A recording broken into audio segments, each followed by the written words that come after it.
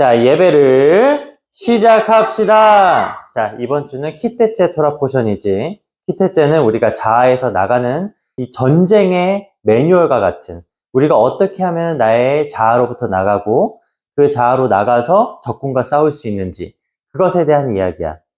우리는 살면서 굉장히 큰 것들을 바라보고 큰 것을 성취하기 위해서 나가는 때가 많아.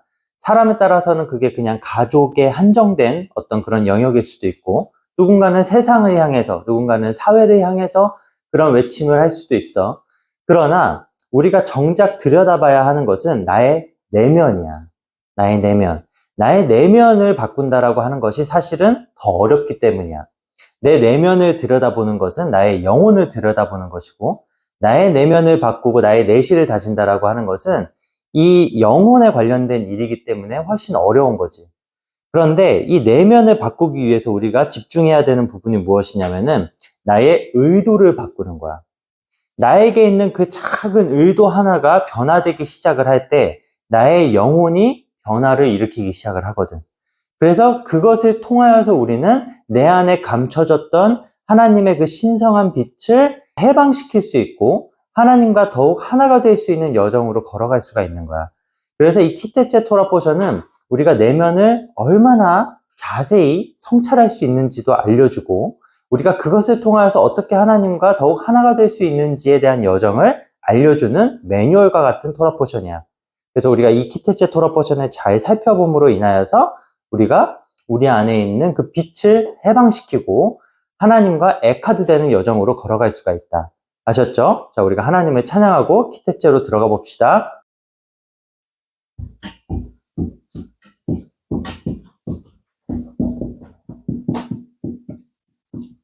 자, 따라해보세요. 키테체. 키테체는 내가 나갈 때라는 거야. 그래서 우리는 작년에도 우리가 키테체에 대해서 배웠는데, 키테체는 자아에서 나가는 거야. 테체는 야자에서 왔다라고 했었어. 그래서 우리가 자아에서 나가지 않으면 우리는 전쟁을 할 수가 없어. 내가 자아 속에 갇혀져 있다라고 하는 것은 나는 내 안에 있는 신성한 빛을 해방시킬 의도가 없다라는 것과 같아. 그래서 하나님은 우리에게 하나님의 형상을 허락을 하셨고 하나님의 빛을 허락을 하셨는데, 우리가 그 빛을 해방시켜서 하나님과 하나가 되는 여정으로 걸어가지가 않는다라고 하면은 우리는 계속해서 나의 자아 속에만 갇혀가지고 이 육신의 삶만을 살 수밖에 없다라는 거야. 그래서 이 키테체 토라 포션은 우리가 자아에서 나가서 전쟁을 할 수 있는 전쟁의 매뉴얼이라고 아빠가 좀 아까 얘기를 했지. 우리는 우리 안에 있는 의도를 변화시키지 않으면 우리가 자아에서 나갈 수가 없어. 그래서 이 의도라고 하는 것을 히브리어로 카바나라고 하는데, 이렇게 써요. 카바나.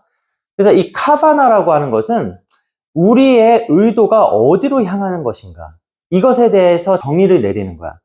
그래서 이 카바나라고 하는 것은 내 안에 있는 이 불꽃을, 내 안에 있는 그 신성한 빛을 하나님에게 어떻게 하면 집중시킬 수 있는가라는 것에 대한 생각과 고민으로부터 시작을 해.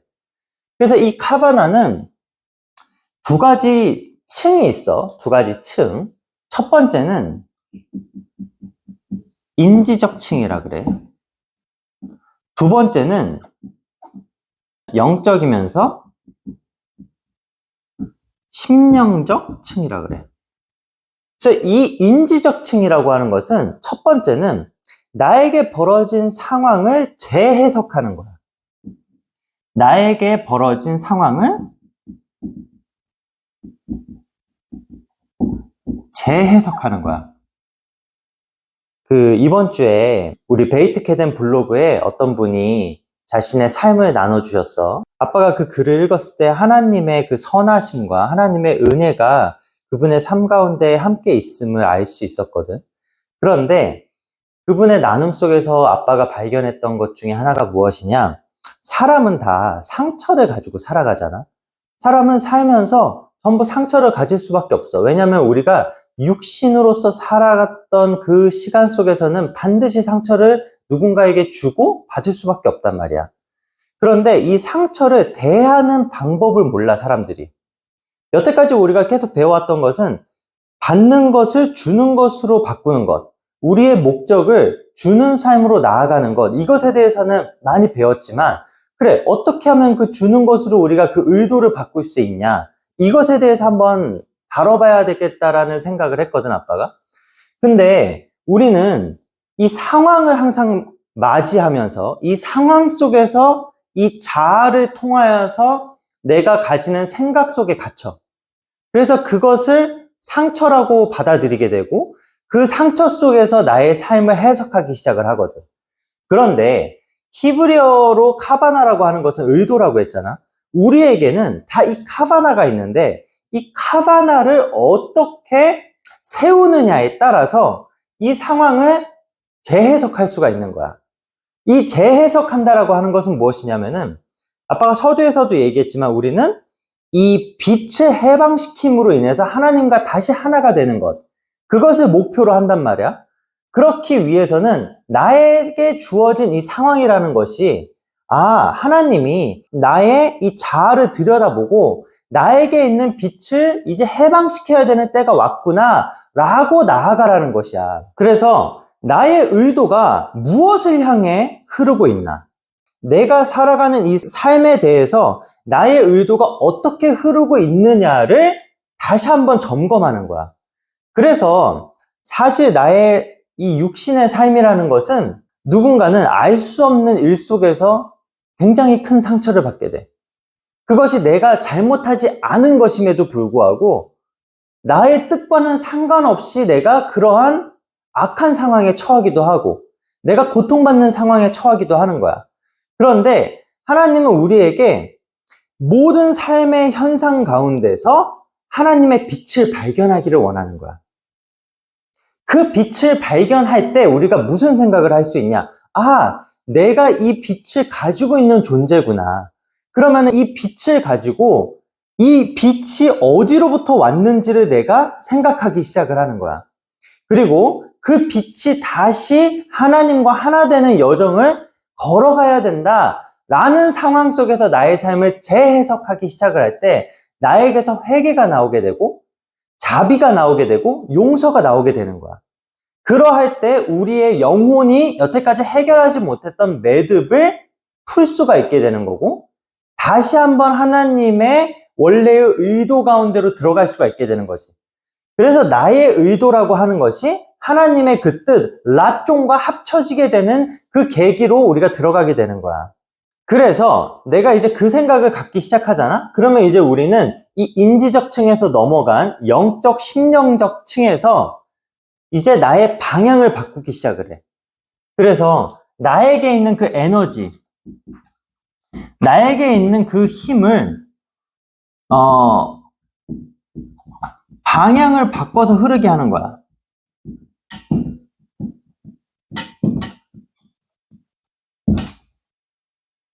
이게 무슨 말이냐면은 이제 내가 정말로 상관없게 되는 거야. 내가 맞이했던 상처와 고통의 순간과 이제는 상관없게 되는 거야. 왜냐하면은 나에게 주어졌던 상황이라고 하는 것은 하나님의 빛을 해방시키기 위해서 하나님이 주셨던 사건인 것 뿐이지 나의 육신이 던져졌던 그 상황 자체로서 나의 삶을 해석하는 것을 이제 넘어갔기 때문이야. 그래서 인지적 층에서 영적, 심령적 층으로 넘어가는 이 단계가 너무 중요한 거야. 우리에게 있는 이 카바나라고 하는 것은 반드시 하나님의 랏종과 합쳐지게 되는 그때가 온다. 그것을 우리가 기억하고 나가는 거야. 우리에게 진리가 들어오잖아? 그러면 반드시 우리는 자유케 돼. 선이 너희 한번 생각해봐. 네가 학교에서 안 좋은 일을 당했어. 응? 근데 그 안 좋은 상황 속에 계속 너의 생각을 가둬두고 있다면은 너는 거기서 그 어떤 것도 할 수가 없게 돼. 그렇지? 너의 친구 중에 한 명이 너에게 의도적으로 자꾸 거짓말을 해. 근데 그 거짓말을 함으로 인해 가지고 네가 다른 친구와 트러블이 생겼어. 그러면은 너는 너에게 그 거짓말을 한 친구를 미워할 수밖에 없겠지. 그리고 그 친구로 인해서 내가 사랑했던 친구와 이 사이가 금이 가고 관계가 만약에 파괴가 됐어. 그러면은 너는 그 친구에 대한 원망을 계속 가져갈 수밖에 없단 말이야. 그렇지?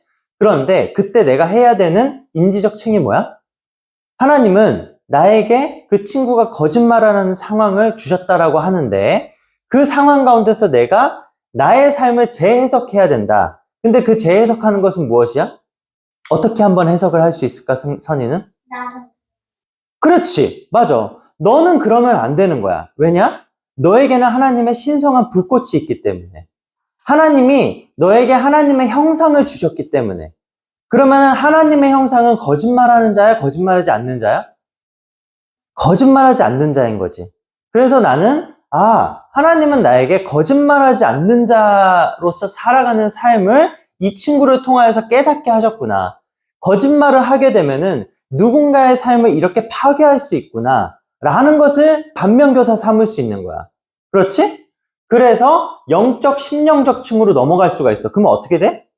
너에게 있는 그 열정, 하나님을 향한 그 열정이 이제는 그 방향을 바꿔서 흐르게 하는 거야. 내가 그 친구로부터 받았던 그 상처에 매몰되지 말고 그 고통에 너 스스로가 매몰되지 않고 나는 누군가에게 선함으로써 이 부분을 해결하게 하는 거야. 그래서 더 이상 거짓말하지 않는 삶, 그러한 삶을 네가 만들어갈 수가 있는 거지. 그러니까 하나님은 우리에게 하나님의 형상을 회복시키는 과정을 많은 충의적인 방법으로 우리에게 허락을 하셨단 말이야.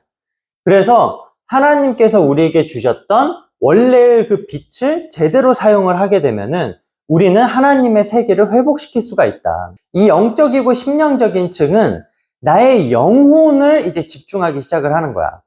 자, 나의 영혼은 기본적으로 이 깨진 그릇의 영향을 받게 되어 있어.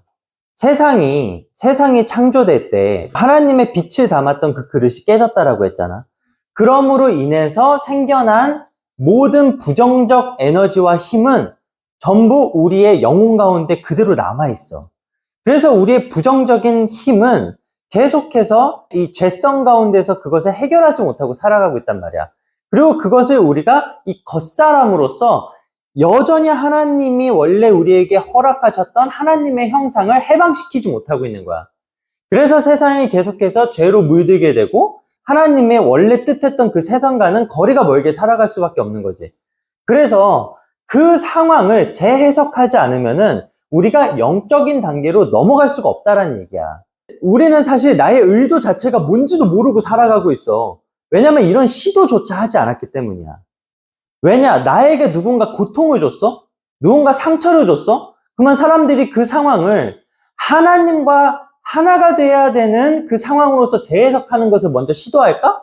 아니면 그 사람을 원수로 삼고 그 사람을 미워하고 그 사람을 계속 떠올리면서 어떻게 하면은 이 고통으로부터 벗어날 수 있을까만 생각을 할까? 후자겠지. 사람들은 그 상황을 재해석하려고 시도하지를 않아. 왜냐하면은 내가 하나님의 형상을 가진 자로서 하나님의 그 빛을 다시 하나로 모아서 원래의 생명나무를 회복시켜야 된다라는 그 사명조차 깨닫지 못하기 때문에. 그런데 우리는 이 토라 속에서 그것을 배우고 있잖아. 그래서 상황을 재해석하는 것이 첫 번째 이루어져야 하는 단계야. 나에게 주어진 모든 삶의 현장은 그것이 상처로 물들었건 아니면은 영광으로 하나님이 우리를 복을 주셨든 그 모든 상황은 하나님의 빛을 향한 하나님의 계시거든. 그래서 우리는 그 상황을 재해석함으로 인하여서 나에게 있는 나의 힘과 그 에너지가 어느 방향으로 흘러가야 하는가에 대한 고민을 시작할 수 있는 거야. 그래서 이 카바나의 이론이 중요한 거지. 히테째는 내가 자아로부터 나가는 것이라고 했어. 자아로부터 나간다라고 하는 것은 나의 의도를 바꾸기 시작하면서 나아가게 돼. 왜냐? 나의 의도가 바뀌지 않으면 방향 설정이 되지가 않거든. 여기서 사실 중요한 것은 방향이야. 방향이 바뀌지가 않으면은 나의 삶에 변화가 일어나지를 않아. 근데 사람들은 대부분 방향을 바꾼다라고 하면은 이 육신의 삶에서의 방향을 바꾸는 것만 생각을 해. 그런데 나의 자아가 향하던 방향을 바꿔주는 거야. 이것은 완전히 다른 차원의 이야기거든. 그래서 하나님은 나의 의도가 바뀌기를 원하고 그 의도가 바뀐 삶 속에서 새로운 방향을 하나님이 설정하신 그 방향을 향해 걸어가길 원한다라는 거야. 자, 우리 말씀 봅시다. 신명기 25장 19절. 그러므로 내 하나님 여호와께서 내게 기업으로 주어 차지하게 하시는 땅에서 내 하나님 여호와께서 사방에 있는 모든 적군으로부터 내게 안식을 주실 때에 너는 천하에서 아말렉에 대한 기억을 지워버리라. 너는 잊지 말지니라. 자, 여기에 기억이 나와. 기억. 기억은 자카르라 그랬어. 자카르. 이 자카르는 영향력을 얘기를 해. 영향력을 얘기하고 패턴을 얘기를 하는 거야. 그리고 나에게 미치는 어떤 힘을 얘기를 해. 그래서 사람은 기억 속에서 살아가는데 내가 이 기억을 케데미 기억으로 바꾸지 않으면은 계속해서 나는 육의 영향력 안에서 살아갈 수밖에 없게 돼. 근데 이 아말렉이라고 하는 존재 있잖아. 이 아말렉이라고 하는 것을 이 미드라시에서 뭐라고 하냐면은 캐리루트라 그래. 캐리루트. 근데 이 캐리루트는 무슨 뜻이냐? 이 캐리루트는 냉담함, 차가움 이런 뜻이야. 그래서 이 아말렉이 뜻하는 바가 무엇이냐? 나에게 있는 냉담함을 얘기를 하는 거야. 너는 천하에서 아말렉에 대한 기억을 지워버리라. 이 뜻이 무엇이냐면은 너에게 있는 이 냉담함에 대한 기억을 지우라는 거야. 근데 이거를 다시 해석하면 어떻게 해석을 할 수 있냐? 우리의 자아는 사실 하나님의 빛을 가지고 있기 때문에, 불꽃을 가지고 있기 때문에 굉장한 열정을 가지고 있어. 사람은 열정을 가지고 태어나게 되어 있어. 사람이 이 많은 욕망이 있다라고 하는 것은 원래 하나님의 빛이 우리 안에 있기 때문에 발생하는 현상이야. 너희도 얼마나 많은 욕망을 가지고 살아, 그치? 너희가 먹고 싶은 거, 하고 싶은 거, 승재 사고 싶은 장난감, 선이 뭐 배우고 싶은 열망, 공부하고 싶은 것들, 우리 승재 나가가지고 놀고 싶은 열망 얼마나 많어. 그렇지? 수영하고 싶은 거, 그리고 선이 또 지금 뭐 하고 싶어? 자전거도 잘 타고 싶고, 영어도 잘하고 싶고, 독일어도 잘하고 싶고, 한국어도 잘하고 싶고. 그치? 우리에게 있는 많은 욕망들이 있어. 그런데 그 욕망들은 다 내가 가진 그 불꽃에서 발생하는 현상이야. 그런데 아말렉이라고 하는 것은 차가움이라고 했잖아. 우리가 내 자아에 갇히기 시작을 하면은 우리는 차가워져. 아주 차가운 사람이 돼. 그래서 주변에 뭐가 일어나든 상관도 하지 않고 내 것만 신경 쓰고 사는 거야. 주변에 누가 무슨 아픔을 겪든 주변에서 어떤 슬픈 일을 경험을 하든 나는 상관없는 일이야. 그게 나하고 무슨 상관인데, 나만 잘 먹고 잘 살면 되지. 내 육신만 잘 보존시키면 되지. 그게 아말렉이라는 거야. 응? 그래서 사람이 육신화 되잖아? 그러면은 얼마나 차가워지는지를 몰라. 돈밖에 모르고, 나밖에 모르고, 그냥 다른 사람하고는 관계가 전혀 없어. 그냥 그러고 살아가는 거야. 그러면은 그것이 뭐라고? 아말렉이다. 그래서 이 키테체 토라 포션은 시작을 어떻게 시작하냐면은 너희가 나아갈 때, 자아에서 나아갈 때, 적군과 싸우러 나갈 때라고 시작을 하거든. 그 말은 너희가 이제 자아와 싸우러 나갈 때, 그리고 그 마지막은 뭐야? 아말렉과 싸워서 이겨야 되는데 그 아말렉에 대한 기억을 지워버리는 거야. 그래서 이 처음과 마지막 사이에 74개의 계명이 있어. 이 74개의 계명은 전부 다 이 의도를 바꾸기 위해서 하나님이 주셨던 계명이야. 그래서 그렇게 많은 계명이 있어. 다니엘 토라 포션에서 613개의 계명 중에서 가장 많은 계명이 있다라고 했지? 기태제 토라 포션에. 그만큼 하나님은 우리의 의도를 아주 세밀하게 작은 영역에서부터 변화시키기를 원하시는 거야.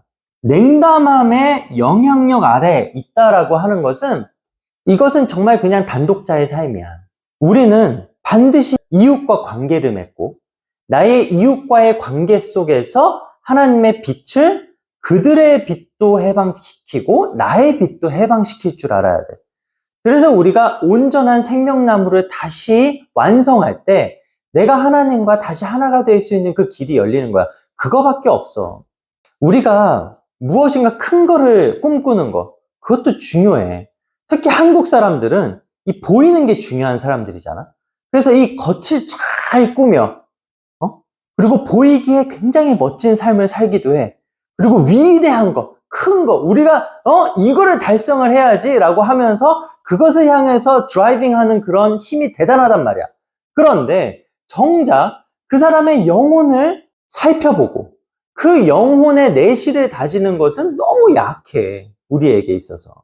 꼭 한국 사람만의 얘기가 아니라 모든 인류가 그래. 그 인류에게 있는 그 큰 숙제가 무엇이냐? 우리의 영혼을 어떻게 발견할 것이냐?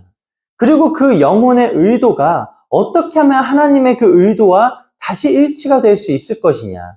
이것에 대한 깊은 고민을 해봐야 되는 거지. 자, 민수기 24장 20절. 또 아말렉을 바라보며 예언하여 이르기를 아말렉은 민족들의 으뜸이나 그의 종말은 멸망에 이르리로다 하고, 아말렉은 민족들의 으뜸이야. 그러니까 이 아말렉이 차가워지면 얼마나 차가워지겠어. 이 아말렉이 민족들의 으뜸이라는 것은 육신의 최고봉이라는 뜻이야. 그래서 우리의 육신이 가장 최정점을 찍잖아? 그러면은 그 대단해. 거기서 나타나는, 거기서 뿜어져 나오는 그 차가움이라는 것은 그 어떤 사람도 대항할 수가 없어. 그런데 골로새서 1장 18절 보여주세요. 그는 몸인 교회의 머리시라. 그가 근본이시오. 죽은 자들 가운데서 먼저 나신 이시니 이는 친히 만물의 으뜸이 되려 하심이요. 그래서 우리 그리스도께서는 우리의 머리가 되시는 거야. 우리가 이 육신의 최고봉인 이 아말렉을 반드시 처리를 해야 되는 거야. 그래서 그 자리를 그리스도께 내드려야 되는 거지. 그분은 죽은 자들 가운데서 먼저 나신이다. 그래서 하나님은 죽음을 극복하셨다라는 거야. 예수님은 죽음을 극복하시고 그 안에 있는 영혼이 진짜다라는 것을 보여주신 분이라는 거야. 그래서 우리의 머리는 나의 육신이 돼서는 안 돼. 내가 육신을 머리 삼고 사는 한, 내가 아말렉을 머리 삼고 사는 한 우리는 이 차가움에서 벗어날 길이 없다. 자, 고린도후서 4장 6절 7절 보여주세요.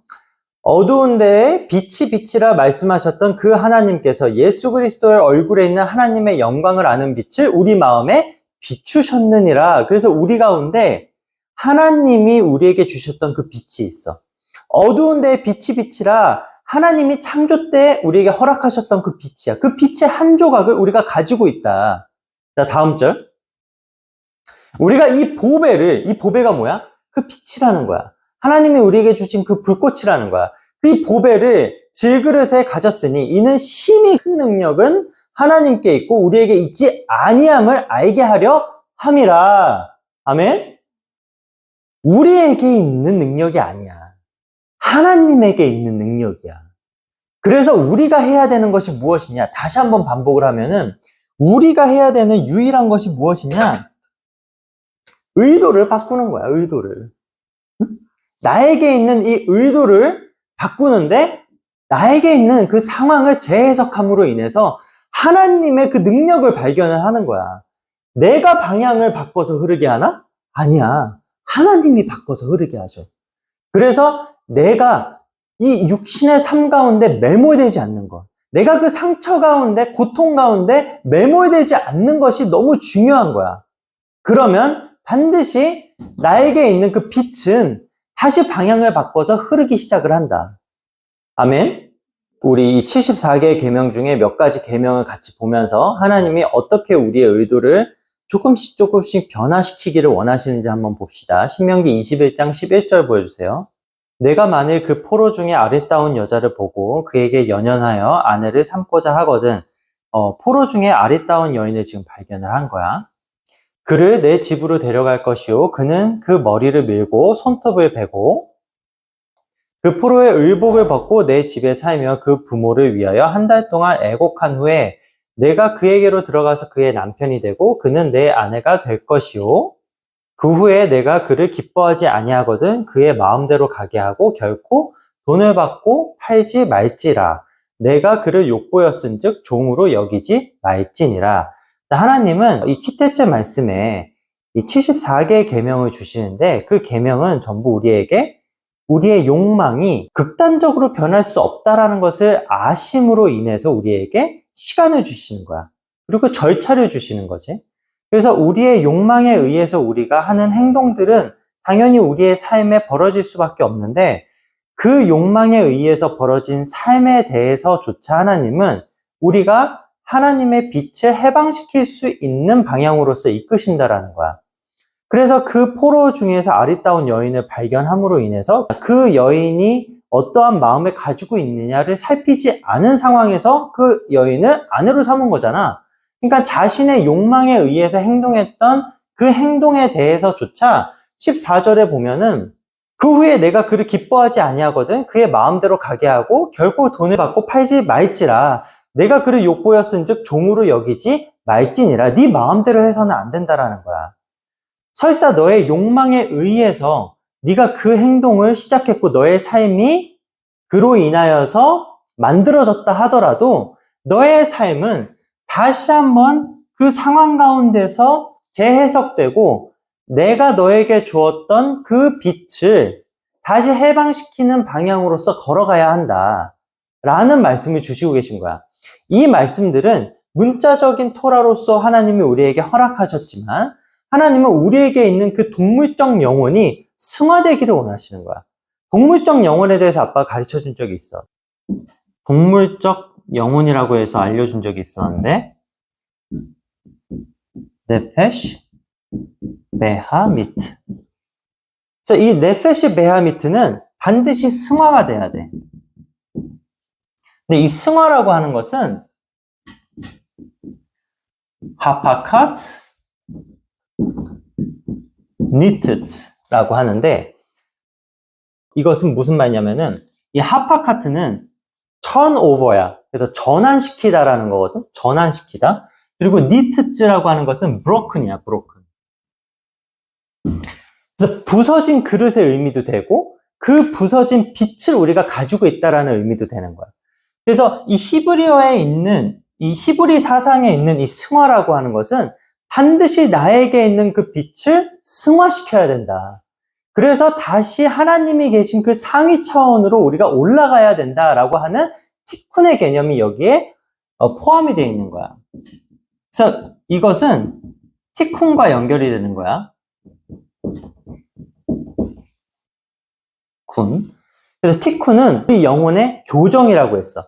우리의 영혼이 교정되어서 다시 하나님의 수준까지 올라갈 수 있는 여정을 이 티쿤이라고 했는데 하나님은 이 키테체 토라 포션의 많은 계명을 통하여서 우리가 어떻게 하면 티쿤을 할 수 있는지를 알려주셨거든.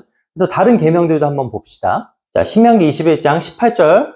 사람에게 완악하고 패역한 아들이 있어 그의 아버지의 말이나 그 어머니의 말을 순종하지 아니하고 부모가 징계하여도 순종하지 아니하거든. 그래서 여기서 지금 완악하고 패역한 아들, 이 말은 미드라시에 보면은 하나님의 권위에 순종하지 않는 아들이라는 표현이 되어 있어. 그래서 사람이 하나님의 권위에 순종하지 않을 때, 자, 어떻게 돼야 되냐? 자, 다음 절. 그의 부모가 그를 끌고 성문에 이르러 그 성읍 장로들에게 나아가서, 다음 절. 그 성읍 장로들에게 말하기를 우리의 이 자식은 완악하고 패역하여 우리의 말을 듣지 아니하고 방탕하며 술에 잠긴 자라 하면, 다음 절. 그 성읍의 모든 사람들이 그를 돌로 쳐 죽일지니 이같이 내가 너희 중에서 악을 제하라. 그리하면 온 이스라엘이 듣고 두려워하리라. 굉장히 무서운 말씀이지. 그렇지? 그래서 우리가 하나님 말씀에 순종하지 않는 이 동물적 영혼은 반드시 해결돼야 된다는 얘기야. 이거를 제거하라는 얘기가 아니야. 이 동물적 영혼이 반드시 승화되어서 티쿤되어져야 된다라는 얘기를 하는 거야. 이 사람은 반드시 길굴해야 돼. 이 사람은 반드시 길굴을 통하여서 하나님으로부터 받는 그 빛이 다시 티쿤될 수 있는 그 여정을 걸어가야만 하거든. 그래서 문자적 토라에서 하나님이 이렇게 말씀을 허락하신 거야. 자, 신명기 21장 22절. 사람이 만일 죽을 죄를 범함으로 내가 그를 죽여 나무 위에 달거든 그 시체를 나무 위에 밤새도록 두지 말고 그 날에 장사하여 내 하나님 여호와께서 내게 기업으로 주시는 땅을 더럽히지 말라. 나무에 달린 자는 하나님께 저주를 받았음이니라. 이 말씀은 예수님께서 이 저주를 축복으로 바꾸신 근거되는 말씀이야. 자, 하나님은 예수 그리스도를 우리에게 허락하셔서 실제로 나무에 달리게 하셨지. 나무에 달리게 하셨다라는 것은 저주 가운데 있었다라는 거야. 하나님의 저주라고 되어 있잖아. 이 하나님의 저주가 킬랄랏 엘로힘이라고 되어 있어. 킬랄랏 엘로힘.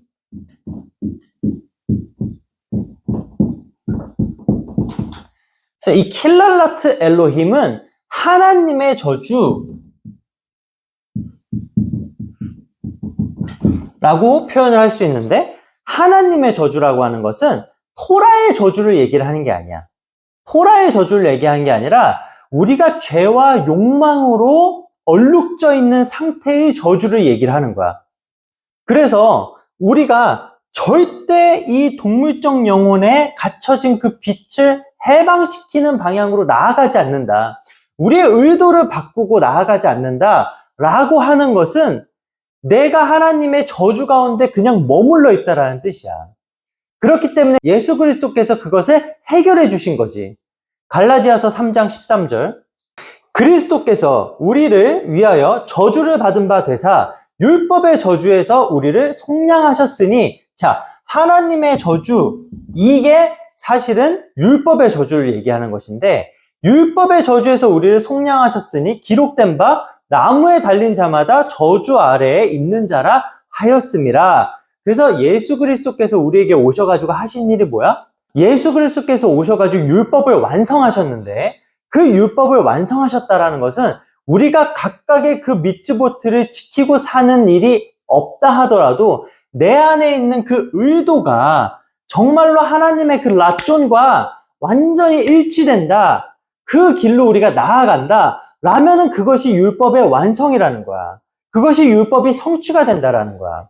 그래서 율법의 저주에서 우리를 속량하셨다라고 하는 것은 인간은 율법을 다 완성할 수가 없어. 인간이 어떻게 율법을 하나부터 끝까지 다 지키고 살아, 육신이. 그럴 수가 없는 거야.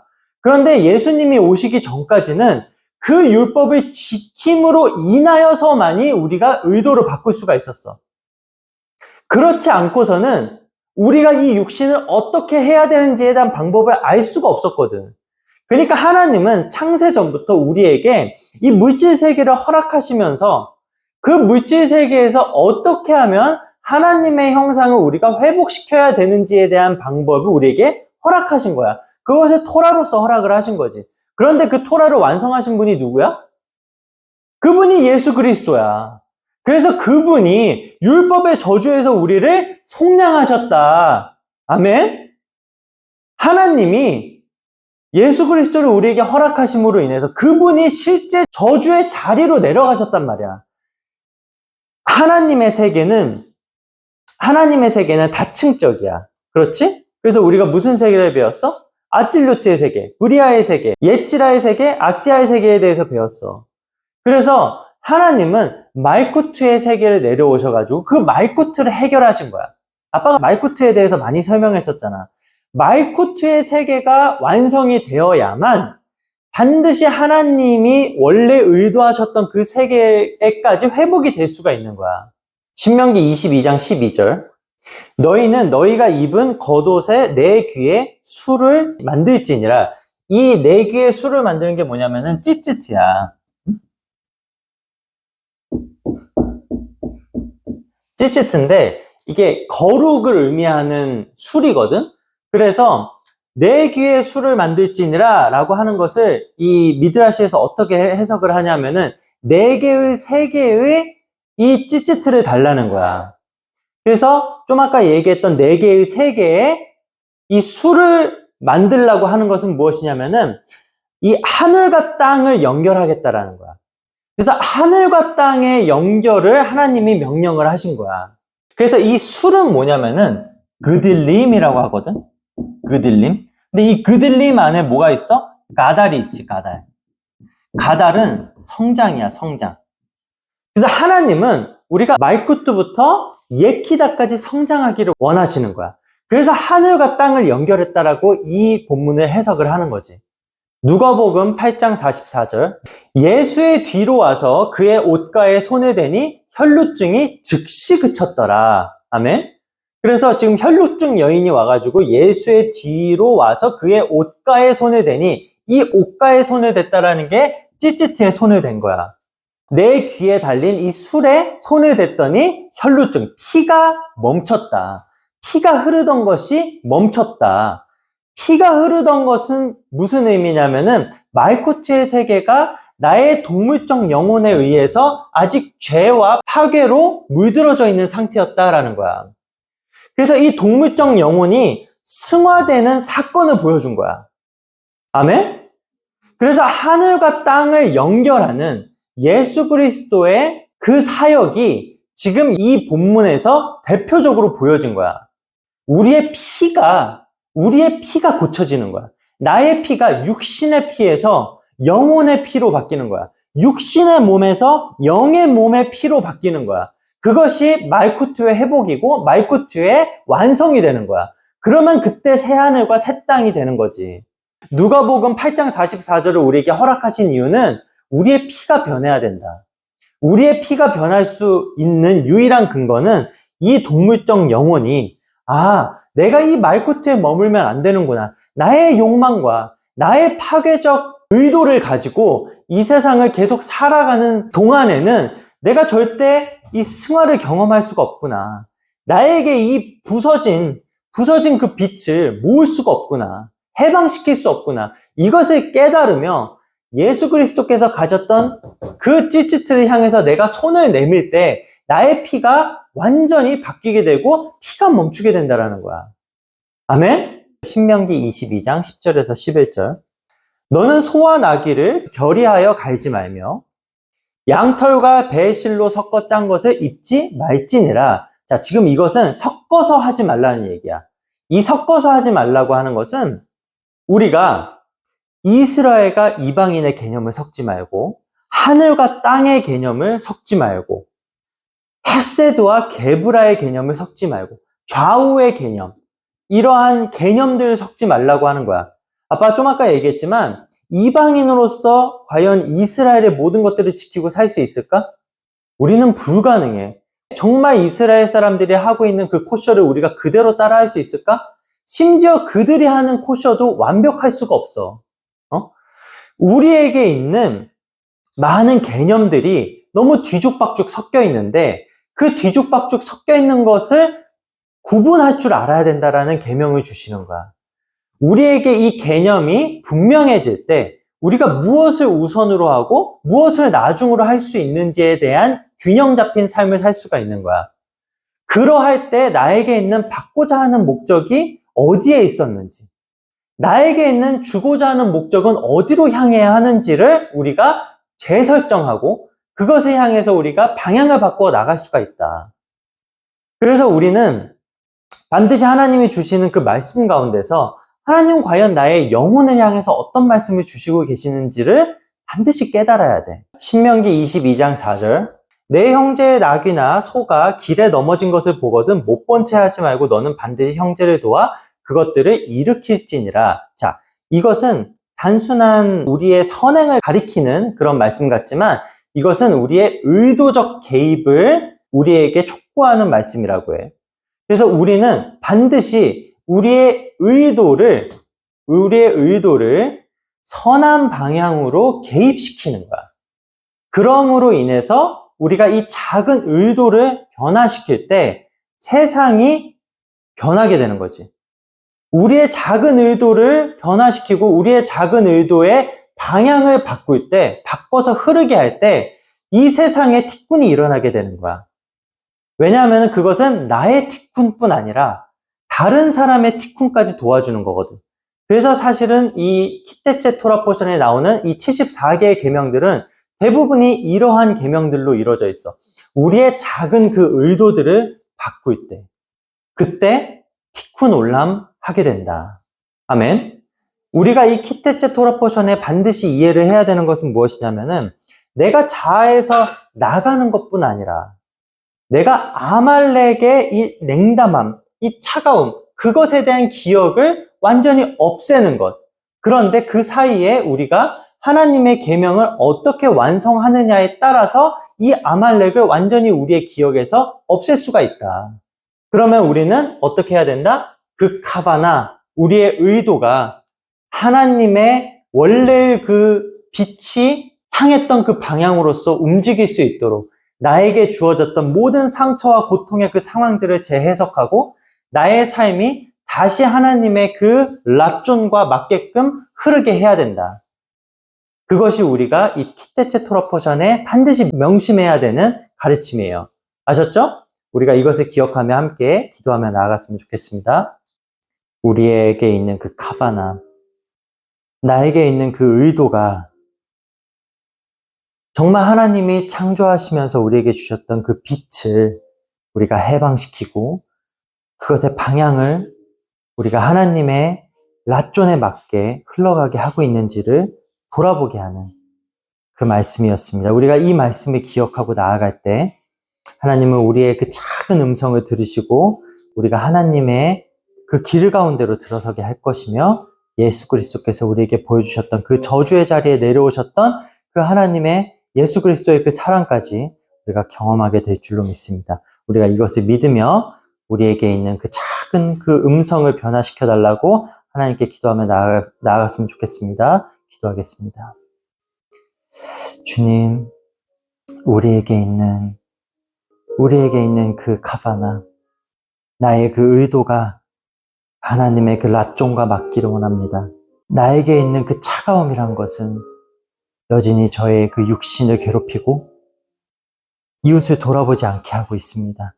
주님, 오늘 이 말씀에서 주셨던 74개의 그 계명을 우리가 기억하며 나에게 있는 이 작은 목소리가 이제는 그 울림을 형성하여 이 티쿤 올람의 여정으로 우리가 걸어가게 하여 주시옵소서. 그리할 때 아말렉의 기억은 지워질 것이며 나에게 있는 이 동물적 영혼인 네페시 베하미트는 승화되어 하나님의 높은 그 보좌에까지 올라가게 될 것입니다. 하나님, 우리에게 있는 이 빛이 우리의 구원의 시작이 되게 하여 주시옵소서. 우리의 구원자 되신 예수 그리스도께서 이 땅 가운데 오셔서 우리에게 보여주셨던 그 사랑과 구속의 모든 역사가 이 시간 우리에게 펼쳐지게 하여 주시옵소서. 주님, 우리와 함께 하여 주시옵소서. 주님, 감사합니다. 오늘 우리에게 주신 이 키테체의 말씀을 기억하기를 원합니다. 자아에서 나아가 하나님이 원하셨던, 하나님이 계획하셨던 그 길을 따라 걷게 되기를 원합니다. 우리가 가는 이 길 가운데 예수 그리스도의 그 향기가 묻어나게 하여 주시옵소서. 십자가의 그 구속 사건이 나의 삶 가운데 여전히 계속해서 영향을 미치고 내가 그 영혼을 해방시킬 때 하나님, 제가 예수 그리스도의 그 발자취를 따라가게 될 줄로 믿습니다. 주님, 우리와 함께 하여 주시고 우리를 이끌어 주시길 원합니다. 예수와 이름으로 기도드립니다. 아멘.